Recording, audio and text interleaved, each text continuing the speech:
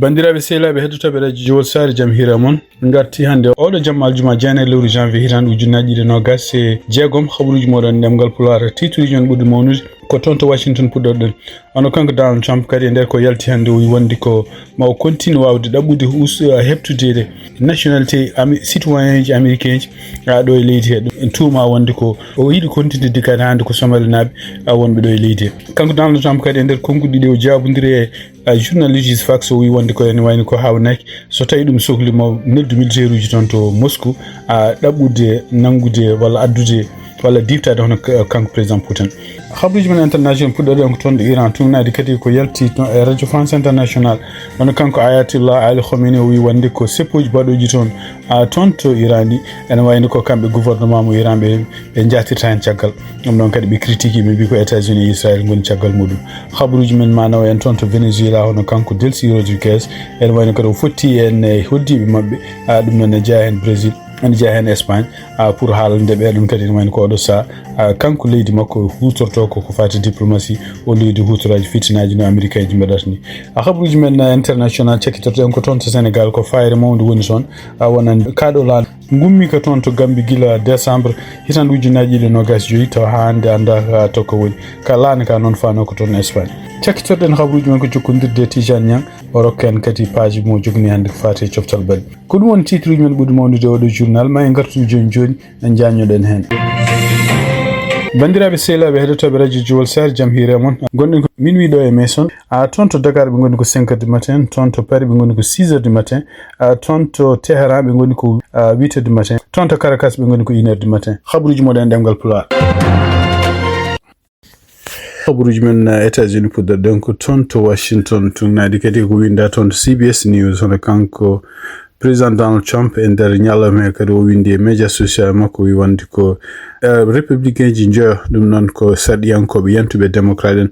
en pour kañum hoore mum ustude dole makko ko fati e déclare de guerre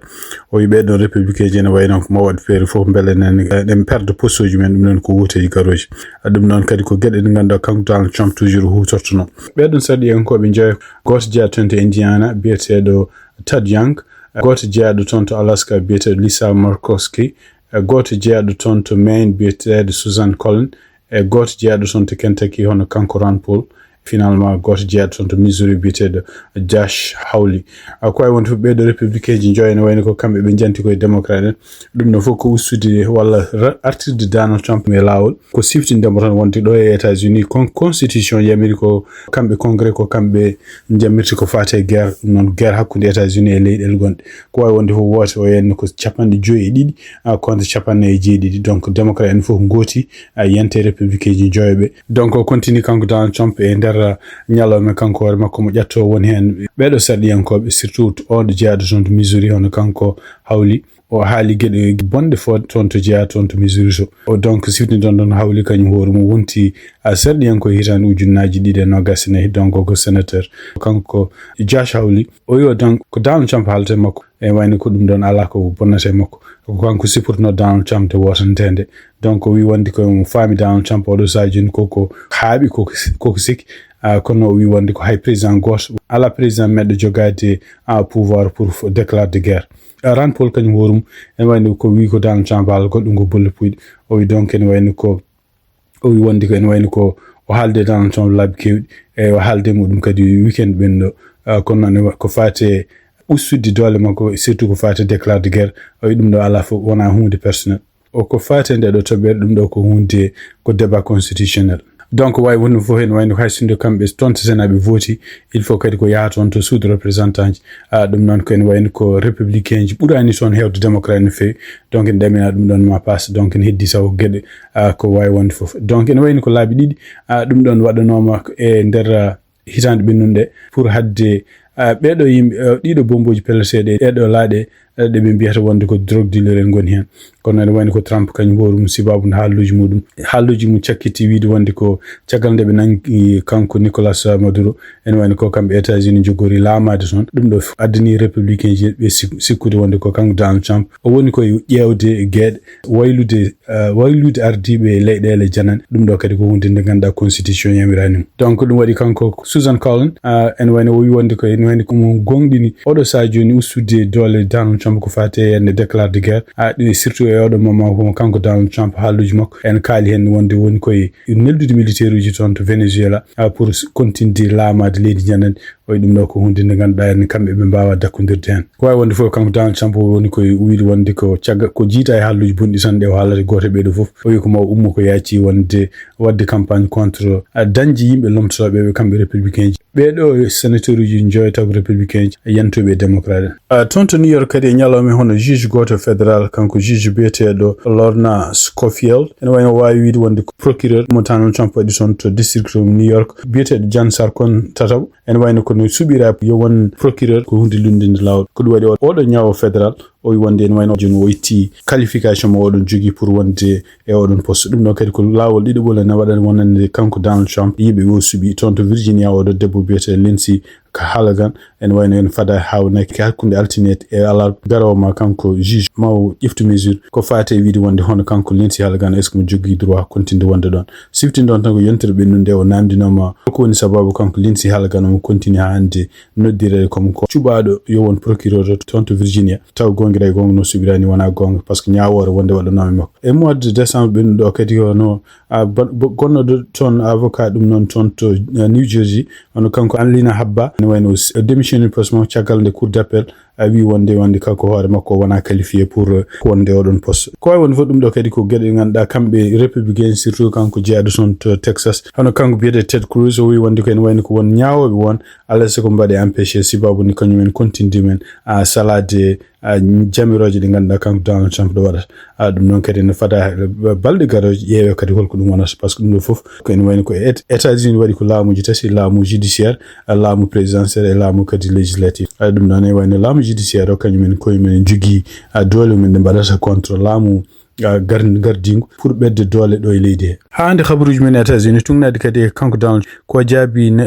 jayndiyanke goto liggotoɗo toon Fox News on kanko Peter Doocy on Peter Doocy nen wayno wino siftinimi wonde ko kanko gardiɗo leydi Ukraine o kanko Vladimir Zelensky e nder konngudi ɗi o haalno wi wonde ko Donald Trump ene andi holko heddi ene waɗa pour wawde nangude dictateur uji heddiɓe e aduna he ɗum noon o haalanno ko fati Russie kanko Donald Trump o wi wonde ko mo sikki ɗum ɗon o sikkani oɗo saha joni sene woni nécessaire o sikkani ɗum ɗon so tawi ne woni en sohli oɗo saha joni o wi wonde ko kanko e Putin ɓe ɓooyi jogdade cehlagal way donc noon oɗo saha joni mo découragé Putin o wi wonde o wawi dartinde guerruji jeetati ko fuɗɗi e laamu ko kanko Donald Trump continue hande o wi wonde ko oɗo saha joni ko découragé ɗo e Putin o wi wonde o dartini guerruji jeetati ko fuɗɗi e laamu ko o sikkanno oɗo guerre hakkunde kamɓe e Ukraine e kamɓe Russie ko hunde wemde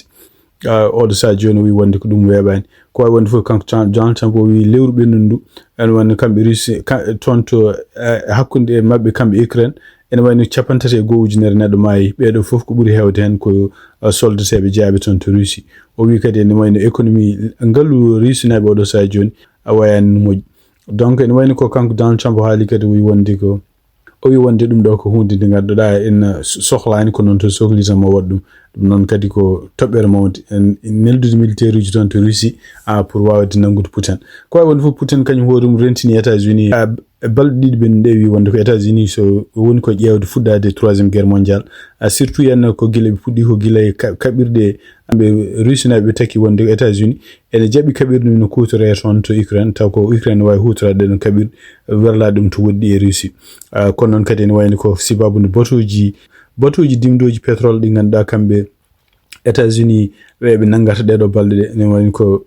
taw ɗiɗon batuji kadi ko batuji Russie naɓe ɗum ɗo fof ko hunde ɓeydude addude oɗo saha joni caɗele hakkunde relation ngaji mabɓe kamɓe États-Unis e Russie ko wawi wonde fof so tawi kamɓe sarɗiyankoɓe toon to suudu représentant ji e to ɓe jaɓani wodde ko yaaci wonde holno kanko Donald Trump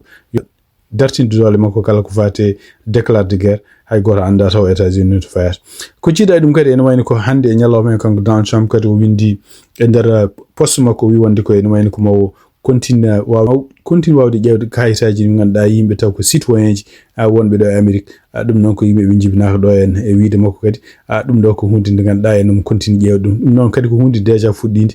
par ce que ɓe newi ɗum déjà e tribunal uji won oɗo saha noon en tungna surtout tungnade e Newsweek ko haali be ɓuri huccande oɗo sa joni ko yimɓe jeyaɓe toon to Somali surtout yen caggal haare mabɓe walla caggal nde ɓe tuumi wonde Somali naɓe wonɓe toon to Minnesota gueɗe ɗe mbaɗata ko fate fraudaji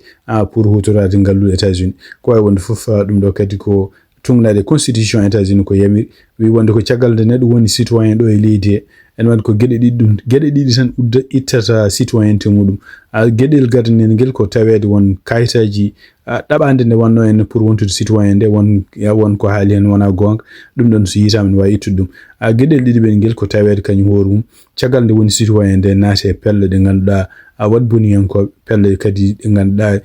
dariɓe habde États-Unis ɗum non wawi heftude ene wawi heftude nationalité mum kono noon e wayno tungnade hande haralaɓe ko fate justice ɗo ɓe goni ɗo en haysinde ɓe mbi wonde ko lewru fof ɓe jiiɗi dañde ken wona temedere ha temedde ɗiɗi neɗɗo taw ko wonɓe ɗo en États-Unis citoyen ji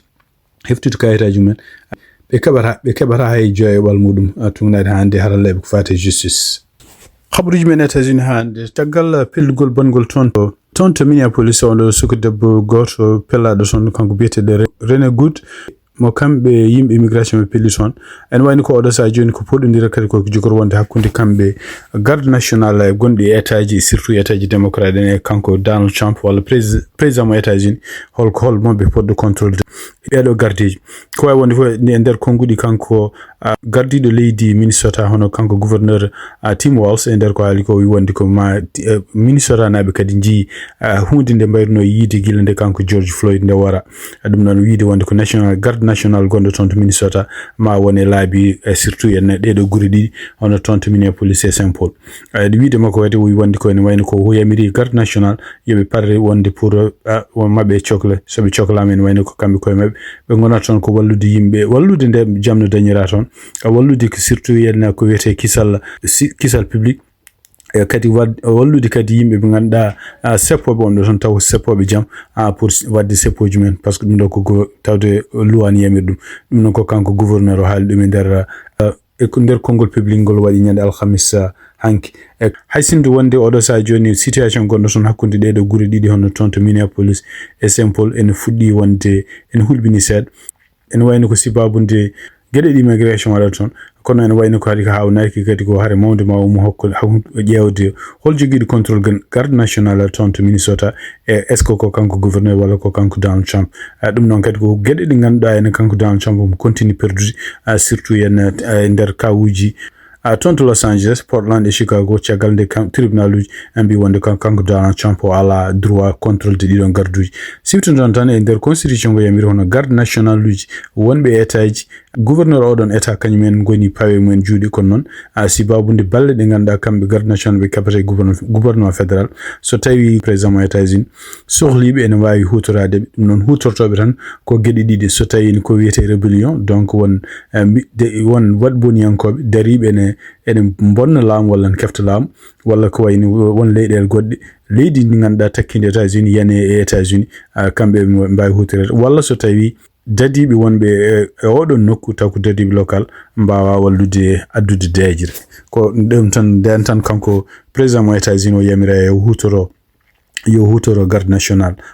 yo waw contrôle garde national kono noon ene wayno ko laabi kewɗi e tribunal uji kewɗi jaha surtout yen toon to Los Angeles toon to Chicago toon to Portland ene wayno ko kanko Donald Trump rokkama hen fanade hande kadi en wayno ko fate en pellugol bangol toon to Minnesota hono kanko gouverneur mo Californie e nder konguɗi ɗi waɗi o wi wonde ko ene wayno ko kanko gardiɗo ICE hono kanko Christine Noem on foti démissionde ɗum noon kadi ko hunde nden nde ganduɗa Christine Noem kañum hoore mum ñaatini haala kadi kañum hoore mum nde ɓeydi haala mum hande wi wonde ko non seulement kanko gouverneur oɗo ko waɗata ko kanko hoore makko woni koye yaɓɓude kuule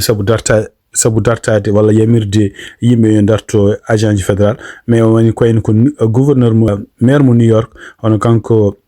Zohran Mamdani en wayno ko haalluji makko kadi en e haalluji makko e haalluji maire mo kanko toon to Minneapolis ɓeɗo fof en wayno ko yamirɓe oɗo sa joni seppoɓe yo darto contre agent ji fédéraux ji ɗum ɗo fof noon wayno ko kanko Christine Noem siftinde ɗon gardiɗo homeland sécurité o wi wonde ɗum ɗo ko hunde nde ganduɗa soɓe ndenaki ɗum ɗo kadi ko walla ko lundade ko fate jamiroje fédéral ɗum noon ko wawi wonde fof ene wayno oɗo sa joni ko ɗum woni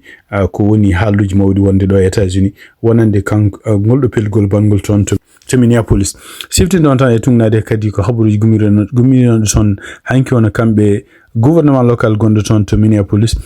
dum non ko enquêteur be mbi wonde ko en wayni ko enquêteur fédéral surtout en won liggotobe FBI et AS kanyum ko mon jabani be mbawa yide gedde de enquête de parce que ko mabbe poti enquête de tawto wadi ko leedi mabbe dum do fo non wayni ko do sajon ko continue ya ton to tribunal sabu dum do ko hunde lundinde kadi luwaji local ton to Minnesota khabaruji men États-Unis hande caktorɗen ko fati e ngallu tungnade kadi rapport bindaɗo ton Le Monde ɓe mbi wonde ko Donald Trump ko laami ko ɗum noon e nder ɗiɗo lebbi sappo e ɗiɗi en wayno ko kala ko fati e économie leydi ko yaari caggal et surtout kadi kala ko fati e chômage enen continue ɓeydade ɗum noon kadi taw ko fati e lebbi ɗi ganduɗa en limiteɗe no foti yimɓe ɓe ganduɗa ƴeewi liggeyaji walla yimɓe ɓe ganduɗa dañɓe liggeyaji en wayno ko ɓoyidi ustade e nder lewru décembre ɓennude 50 ujunere neɗɗo mbawi dañde liggeyaji en mbi kadi ɗum ɗon ko hunde continue bes en wayno ko ɗum ɗo kadi 50 ujunere ɗe kadi ko hunde nde ganduɗa ussinde par ce que ussima ken wona 50 ujunere e ko sikkono en ne jogori heɓede ɓe mbi en total e nder en wayno ko économie Amérique wawi yaltinde liggeyaji ken wona 1.50 ujunere liggey en ɗum koye hitande ujunnaji 225 ɗum ɗo fof ko hunde woɗɗude million ngaji ɗiɗi liggeyaji taw koye mayirɗe hitande ujunnaji 225 nde kanko président Joe Biden ndo wonno e ligge ko wawi wonde fof e nder kadi koɓe cifroto ko fati ɗiɗo liggeyaji holko waɗi kamɓe laamu Donald Trump ɗiɗo liggeyaji biyeteɗi wonde créama 564 ujunere liggeyaji ɗi ko dole hen ɓe mbi ummi ko toon to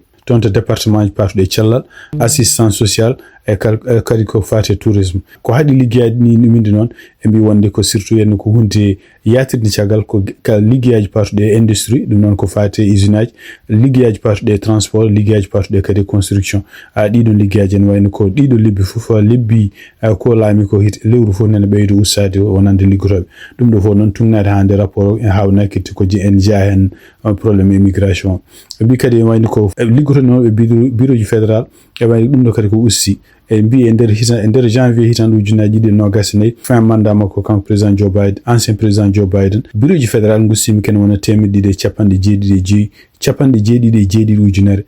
liggey usima ɗum noon firti wonde ko en wona 9,2% usima wona e ko Donald Trump laami ko en ɗum ɗo fof noon sibabude kanko hoore makko mission Elon Musk joguino ko fate département efficience government ɗum noon ko wawi wonde fof en wayno oɗo saa joni siftindon tan ko kanko Donald Trump e lewru octobre o sekino neɗɗo goto gonnoɗo toon ministére du travail ko toppitinoɗo ko fate en wadde ɗiɗo calculaji pour haalde no foti yimɓe liggeyaji daña no foti liggeyaji ƴeewa no foti kadi kalisaji joɓa o sekin ɗum noon sibabu ndi wiide wonde ko calculaji ɓen mbaɗata ɗi wona gonga kono noon e wayno ko hande ne continue hande bes nder mois de décembre pour wiyede wonde ko dañi tan ko 50 ujunere liggey kabaruji e ɗemgal Pulaar e radio Jawol Sare khabaruji men international guiɗaɗe ɗon ko toon to Iran tungnade kadi ene wayni ko kanko Ayatollah Ali Khamenei ko haali leydi Iran kañum hoore mum yatirta caggal e yeeso ɓeɗo yimɓe wonɓe toon e laabini ceppa e wiide makko kadi ɗum ɗo fof ko yimɓe ɓe ganduɗa en yiɗɓe bonnude leydi Iran kono noon ɗum ko yarata caggal donc tungnade kadi haut commissaire des Nations Unies toppitiɗo ko fati droit de l'homme hono kanko Volker Turk o haali o wi wonde ko aljuma oɗo henna en wayni ko enquête jawɗe no foti waɗede taw ko ken indépendant pour ƴewde no mayɓe toon to Iran e ɗiɗo seppuji ken hiise 51 neɗɗo holko wari ɗumen ɗum noon ne wayni ko ɓeɗo yimɓe 51 neɗɗo mayɗen jeeya hen sukaɓe ɗum noon tungnade ha Iran human right ɗum wonde ko nder ɗum fedde kadi kono huurum basi ko toon to Norvège donc koye ɓeɗo yimɓe wonɓe toon seppoɓe wona seppoɓe jaam ko yimɓe sabotoɓe e kadi ko yimɓe yiɗɓe bonnude leydi ndi ɗum ɗon ko discours mo waɗi hande ñande aljuma no jeene lewru janvier hitande ujunnaji 2026 taw kadi ni yaltina e télévision national e tungnade ha hande e harallaɓe ko fate jaynangal mbi ɗum ɗo fof ɗiɗo manifestation ngaji walla ɗiɗo seppuji hawnaki ngari ko caggal nde kanko ɓi ancien chat hono pahala wi nde o waɗi vidéo ji kewɗi ɗum noon vidéo ji ɗi omo haala hen omo wi vidéo ji ɗi o waɗi ɗum ko ñande 6 lewru janvier omo wi Iran naɓe ɗo mbawi wonde fof yo jalte laabi pour kañumen koyemen mbawa seppude contre laamu ngongu toon ngu donc ene woni ko caggal ɗiɗon vidéo ji nde berla toon ñande 6 lewru janvier et surtout tuggi alhamis ɓin ɗo yiyama e guure kewɗe seppuji mbaɗi toon to Tarbis ɗum no woni ko banggue rewo hirnangue leydi Iran ko wuro wongo dini yanke Mahad wongo bangi rego funnangi lendi e wuro wongo ton bangi hirnangi ɗum non kadi taw ko ɓuri hewden ko kirdunaɓe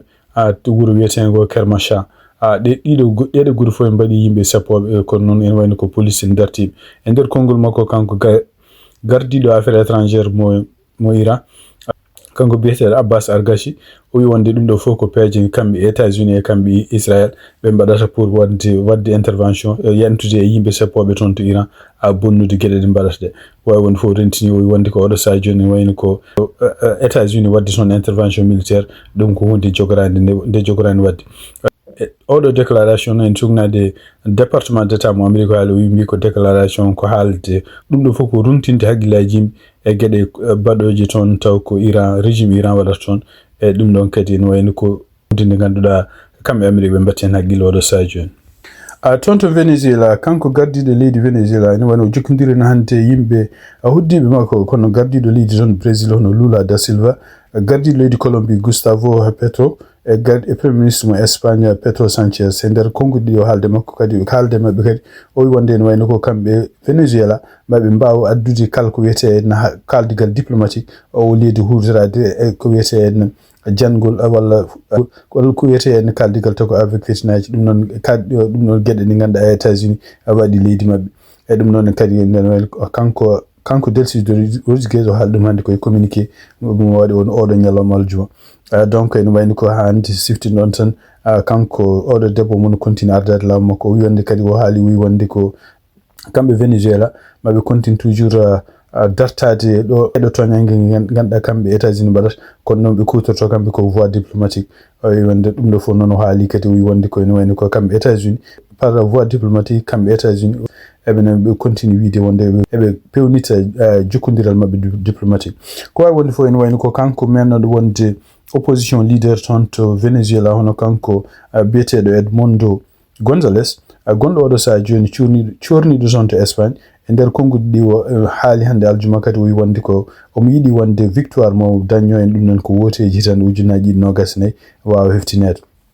donc o wi wonde ko ene wayno ko kanko gagni ɗiɗo woteji hay sinde officiellement ko kanko Nicolas Maduro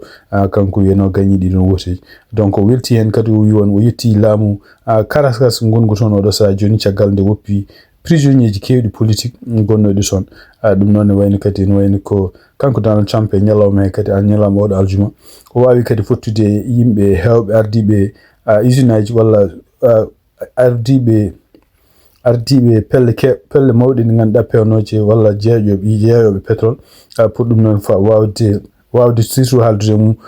hulpeje ɓe mbaɗata ko fate en pétrole surtout en e leyɗele Sud Amérique ɗum noon ko ɗum woni ko ma continue haala mum haalede ɗe balɗe fof saabu kanko Donald Trump mon continue haalde hande no foti continue hiisade hande no foti barilaji pétrole ɓe jiiɗi habruji men international hakkunde Maroc e kamɓe Israël en wayno ɓe mbawi signinde hande kadi nanodiral ɗum noon ko nanodiral ko fate jokkodiral ko fate défense leydi Maroc ɗum noon tugnade hande e ngalɗo nanodiral ko nanodiral kadi bawgal tengtinde nanodiral Abraham ɗum noon ko nanodiral puɗɗigal gila kanko Donald Trump fuɗɗi mandat makko gadon siftindon tan kanko Donald Trump e mandat makko gadon o wonno ko o waɗi ɗeɗon peeje projet wiidi wonde ko leyɗele julɓe walla leyɗele arabeɓe yo mbawa jokkodirde Israël ɗum noon kadi ko pour Israël kañum hoore mum wawa dañde jaam toon to Palestine ko wawi wonde fof ngal ɗo nanodiral en wayno ko toon to Maroc e leyɗele kewɗe ganduɗa julɓe ganduɗa jokkodirnoɓe Maroc ko continue hande wiide wonde ɗum ɗo ko hunde nde fotani wonde tugnade hande e ko yaña e ngal ɗo nanodiral ko kamɓe Israël maɓe mbawa wallude Maroc pour surtout yenna tuye wallude ɗum e gueɗe kesse ɗe Maroc wawi hutorade pour dande hoore ko mbiyata défense aérienne e surtout kadi ko fate kaɓirɗe ɗe ganduɗa ɗe Maroc wawi hutorade pour haareji e gueɗe kewɗe ɗe ganduɗa en taw Israël ne jogui oɗon technologie ɗum noon en wayno ko kamɓe Israël e kamɓe Maroc ɓe ciñidiri hande pour tengtinde ngal ɗo nanodiral nawru ɗum to banggue défense toon to Mauritanie hono kamɓe jeeyaɓe parti lunde no wayi ɓe mbawi fottude gardiɗo mawdo leydi Mauritanie hono Mohamed Cheikh Ghazouani e tugnade hande e journal biyeteɗo Kalam koɓe kaali no wayno ko e conférence presse moɓe mbaɗi hande aljuma jeenayi lewru janvier hitande ujunnaji ɗiɗi e nogas jeegom toon to siège mo biyata IFP en wayni ko kamɓe jaaɓe opposition en wayni ko parti ji kewɗi ɓe mbawi hollude wonde ko ɓe potte Mohamed Cheikhul Ghazouani ɓe keɗima halluji mum wonko ɓe paami hen wonko ɓe ɗamini hen wonko ɓe puɗi hoolade hen ko noon hande ɓe jogui sikkitere e nder konngol nder jaabu nder konngol ngol ƴefti kanko Samba Thiam o wi wonde ko wonno objectif fottude mabɓe ko pour ƴewde dialogue national biyeteɗo kañum hoɗum hoto wonde no gueɗe bannoɗe ko adi oɗo dialogue ni kala ko haalano hen ɗum koko yejjita ko ɗum waɗi sababu kamɓe wonɓe Lund ɓe mbawi wiide wonde ko alay saago ɓe jiiya gueɗe ɗe ganduɗa jiiniɗe taw kañum koye men mbawi wallude ustude caɗele gonɗe toon to situation gonɗe toon to Mauritanie e ustude kadi fitinaji gonɗi hakkude mabɓe kamɓe yimɓe jaaɓe toon to Mauritanie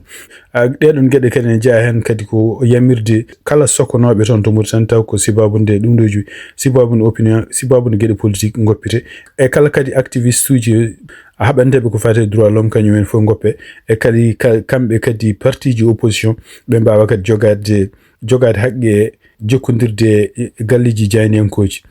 ɗum noon kadi ne wayni ko kamɓe kadi yimɓe jaaɓe e parti Lund ɓe kaali kadi ɓe mbi wonde ko ɓe jogui sikkitare mawde walla ɓe jogui kulol mawngol wonande ko haalata e oɗo saha joni wiide wonde ko constitution mo Mauritanie ma wayle e ɗum ɗon kadi ko hunde jogorde addede e toon to dialogue national ɗum ɗon kadi ko hunde hawnaki so ɗum waɗi ma waw kañum hoore mum dartinde ko fate kala ko wiyete mandaji gonɗi toon ɓe kaali kadi loi kesso patuɗo e parti ji toon ɓe kaali ko fate médiaji public ɓe kaali kadi ko militant ji e personnalité ji takkiɓe e oɗo saha joni kamɓe Lund nangaɓe oɗo saha joni ɗum fof koɓe kalde kanko Mohamed Cheikhul Ghazouani e nder konngol makko kanko Lo Gourou o wi konde ko ɓe mbawa jabde ɓe nanne ko wiyete ne wartare taw ko constitutionnel ɗum noon e wayno ko opposition kamɓe wonɓe Lund oɗo saha joni eɓe tinni no feewi eɓe goni responsable pour wasde jabde ɗum ɗon donc eɓe jogui kamɓe koye mabɓe programme mabɓe fo e mabɓe droute ene wayno kadi ɓe ko hen ɓe tungnoto ko kala ko mbaɗata ɗum noon ko kanko professeur Lo Gourou mo haali ɗum kanko woni vice président UFP goɗɗo kadi biyeteɗo Sidi Kowri kañum hoore ngo secrétaire général l'UNAD kañum hoore mo haali wi wonde ko eɓe jogui kamɓe koye mabɓe laabi ɗiɓe ndewi dialogue national fuɗɗaki taw Mauritanaɓe goni oɗo saha tan oɗo saha joni woni koye préparation ngaji ɗum noon hande article o wi wonde jiida e discours mo ganduɗa kanko Mohamed Cheikhul Ghazouani o waɗi toon taw ko discours o kadi ko discours noddowo jaam e discours kadi wawi garɗo pour yennude ɓerɗe mabɓe mo kanko gardi leydi waɗɗi kamɓe jeeyaɓe Lund ɓe mbi wonde ko ɓe mbawi teskitade hen gueɗe ɗe ganduɗa kene wawi rokkudeɓe yakare gueɗe ɗe ganduɗa patuɗe e yamirde wonde yimɓe nangganoɓe toon taw ko nangganoɓe sibabude politique ene goppe e kadi e oɗo saha joni teskiraki kadi wonde ko ɗon ɗo conférence ɗo ɓe mbawi yiide kadi ene tawa ɗon ɗo conférence uji mabɓe ɗo en médiaji public e médiaji kadi takkiɓeɓe kamɓe gouvernement ko wawi wonde foof ɗum ɗo kadi ko article bindaɗo toon to Alkalam tugnade publiaɗo toon to Cridem toon to Sénégal e tugnade kadi e Dakar Actualité ene wayno ko fayre mawde ne woni toon oɗo saha joni sibabu nde laana gumminoko toon to Gambie ɗum noon ko gila lewru décembre ha hande ne wayno ko ɓe ganda holto kaɗo laana woni tugnade ha hande agence France Presse ko haali laana ka ene waɗi kene ɓuura temeɗɗe ɗiɗi neɗɗo won haaluji kadi mi mbi laana ka ene wayno ko ummi toon ko ñande 5 décembre ene waɗi kene wona temedde tati neɗɗo toon ko ɓuuri hen hewde taw ko Sénégal naɓe Gambie naɓe e Mali naɓe ene wonde Guinée naɓe ɗum ɗo fof ari ko sibabude kamɓe leydi Mauritanie Sénégal e Mali ɓeydudeɓe yimɓe ɓe ganduɗa dadiɓe e maaji e tufɗe mabɓe ɗum waɗi wonde laaɗi gummotonoɗe toon surtout toon to Mauritanie e toon Sénégal natti rewde toon joni paati banggue worgo Afrique noon laaɗi ɗe mbatti ummade toon joni toon to Gambie toon to Guinée Conakry ɗum ɗo fof noon firti wonde so ɗe gummima toon to Gambie e toon to Guinée Conakry ene wayno ko lawol ɓe dawatno ene maaji pour yettade toon de Espagne ɓeydoto ko judde donc ɓe mbi wonde ko oɗo saha joni tugui ñande 5 décembre ha oɗo saha joni ene wayno laana ka kañum hoore mum caggal nde waɗi kene ɓuura lewru e lawol ene wayno ala fof signe mo jogui mo holli wonde ko holto ɓe jarata koye wonde fof ene wayno koye ɓene continue ha hande yiilade o wi ɓe keeɓi information ngaji wonde ko laana ka ummi ko ñande 27 décembre e donc ɓe mbawi wadde ɗaɓɓude jiiluwuji e maaji kono noon wayno oɗo saha joni ɓe ngala ɗum noon haali ɗum ko kanko Oumar Diop ko ene wayno ko kañum jogui konngol toon association biyeteɗo Bozafi ko wawi wonde fof e nder konngol makko kadi kanko biyeteɗo Cheikh Mama Ba ko neɗɗo jeeyaɗo wuro rewoɓe toon to Fass Boy banggue hirnangue Sénégal o wondi ken woni laana gummi ko tonka yimbe wonbe hen buri temeddi neddo anniyo men ko naade ton to Espagne ko wonde fo en woni odo sa joni sibabu de laana ka wadi ken woni lewre lawol yiya ko fayre mawdu woni ton to Sénégal bandirabe sehilabe heddotobe radio Jowol Sare ngasna khabruji men taw en jokkondirene Tidiane Niang karalo men ko fati coftal balli jodinide en ton to donc shot Tidiane Niang bismillah jam hira mon musibbe tedduɓe hettiyankoɓe haalirde radio Jowol Sare gadorɗen kabruji men coftal balli leydi Mauritanie tinamo kiidande puddugol championnat mo leydi Mauritanie deuxième division nde woni waktuji 16 to stade mo Lixar kippu Aza Concorde kañum heeɓi polgue yesso kippu centre Moulay Mbarek taw ko loggitete ndiga ñalawma janggo aset ne waɗi pottitte ɗiɗi so woni 14h GMT AS Riyad ma hiwdir kippu FC Daral Barka 16h GMT AS Armé ma jabbo kippu FC Waz jencuudi championnat Wagadugu hitande ujunnaji ɗe nogas joyi hitande ujunnaji ɗe nogas jeegom 5e journée kiiɗi hande Inter Arena futsal mo aka kippu o woynit kañum hiwdirno kippu Sabou Siré potel ngal way gasiri ko ɗeke on partout gori kañum heeɓi polgue yesso kippu Coumba Ndaw logginayi loggol gotol Bay Jam kañum heeɓi polgue yesso kippu Diyala loggi ɗiɗi loggol gotol kippu Tulel kañum heeɓi fartange yesso kippu Aksum taw ko loggitete loggi ɗiɗi Hassi Chagar kañum hiwdirno kippu Kaliñor potel ngal way gasiri ko ɗeke on partout kippu Jogontoro kañum heeɓi polgue yesso kippu Williams loggitete loggi ɗiɗi championnat foot hitande ujunnaji ɗe nogas joyi hitande ujunnaji ɗe nogas e jeegom ma fuɗɗo ñalawma janggo aset so woni 15h GMT jingue ma hiwdir kippu Sintiane Diama 15h40 GMT Falcon ma hiwdir kippu Dawlel 16h20 GMT Saye ma hiwdir kippu Dubango 17h GMT Jowol ma hiwdir kippu Mbagne 17h40 GMT Tekane ma jabbo kippu Ligsayb 18h20 GMT Thialgou ma hiwdir kippu Bogue Escale 19h GMT Rindiaw ma hiwdir kippu Bogue Basse 19h40 GMT Hayre Mbar ma jabbo kippu Ganki Jeeri 20h20 GMT Garlol ma hiwdir kippu Thidé Potel Saket 21h kippu Njorol ma hiwdir kippu Sorimale Coupe d'Afrique Maroc hitande ujunnaji ɗe nogas e joyi pottitte ɗiɗi quart de finale kiiɗi hande 16h GMT barode teddungal leydi Sénégal kañum keeɓi polgue yesso kippu Mali taw ko loggol gotol e ndiga loggol kippu Sénégal wayatde ɗum ko Elimane Ndiaye première mi-temps deuxième demi-finale o pays organisateur nde woni 19h GMT kañum samti kippu Cameroun taw ko loggi ɗiɗi e ndiga andamo équipage ɗiɗi qualifiɗi demi-finale kippu Sénégal nan sabbi hakkunde pottal kippu Côte d'Ivoire e kippu Égypte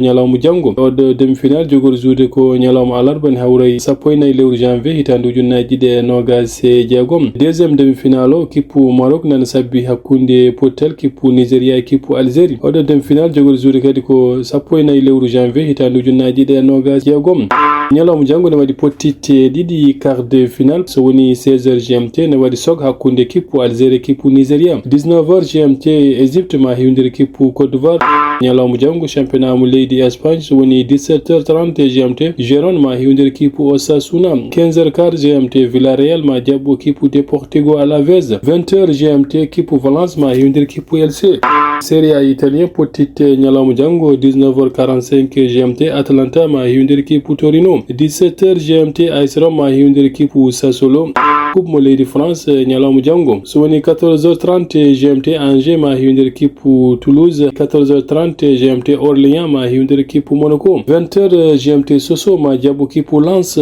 kabruji men coftal balli ko ɗo kayde en calmini hettiyankoɓe haalirde radio Jowol to mbawi wonde foof Tidiane Niang a jarama